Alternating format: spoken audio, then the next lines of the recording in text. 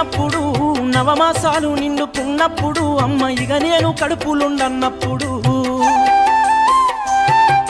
కత్తి మీద సాము చేసినట్టుగా కొండంత నొప్పులు అమ్మ తీసుకుంటూ జన్మనిచ్చి కొత్త లోకాన్ని చూపెట్టి సచ్చిన శవమోలే సొమ్మసిల్లునమ్మా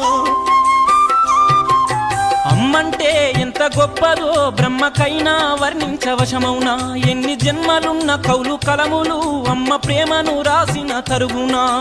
పొద్దు పొద్దున లేచి నీ నామములు తలిచి నిన్ను పూజించిన నీ రుణము తీరునా అమ్మా